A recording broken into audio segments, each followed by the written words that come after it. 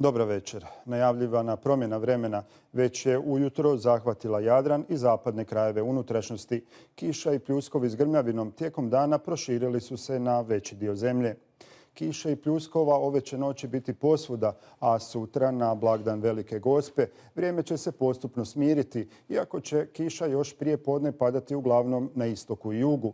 Sa zapada se očekuje djelomično razvedravanje. Vlažan i nestabilan zrak glavninom će biti istočnije i sjevernije od naših krajeva, a mi ćemo se nalaziti u polju izjednačenog, malo povišenog tlaka zraka. Sutra na istoku zemlje promjenjivo oblačno, povremeno s kišom i pljuskovima. I to uglavnom u prvom dijelu dana. Poslijepodne i navečer većinom suho. Vjetar slab do umjeren sjeverozapadni. Jutarnja temperatura zraka od 18 do 20, a dnevna između 26 i 28. U središnjoj Hrvatskoj djelomice sunčano s promjenjivom naoblakom. U noći i ujutro mjestimice s kišom. Od sredine dana očekuje se razvedravanje sa zapada. Puhat će povremeno umjeren sjeverni i sjeveroistočni vjetar. Temperatura zraka slična kao na istoku. Na sjevernom Jadranu djelomice sunčano i uglavnom suho. U Gorju uz umjeren razvoj oblaka ponegdje može biti kratkotrajnih pljuskova.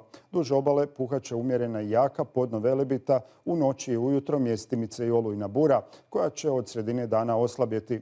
Najniža jutarnja temperatura zraka oko 15, uz obalu između 20 i 22, a dnevna od 22 do 25, uz obalu između 27 i 29 stupnjeva. Na srednjem Jadranu i unutrašnjosti Dalmacije sunčano, ali nestabilno. Uz povremeno više oblaka mjestimice će biti kiše ili pljuskova s grmljavinom, osobito prije podne i sredinom dana. U početku će puhati slaba do umjerena bura, a zatim sjeverozapadnjak.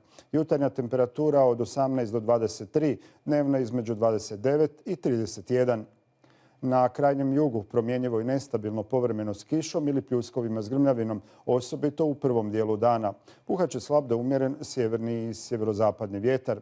Temperatura zraka slična kao na srednjem dijelu.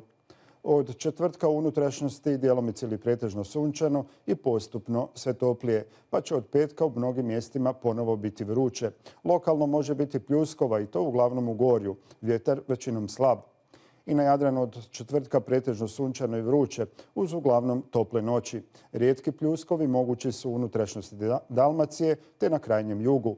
Na sjevernom Jadranu u četvrtak ujutro još umjerena do jaka bura, a zatim uglavnom slab zapadni i jugozapadni, prema otvorenom moru sjeverozapadni vjetar. Ugodan vam nastavak večeri.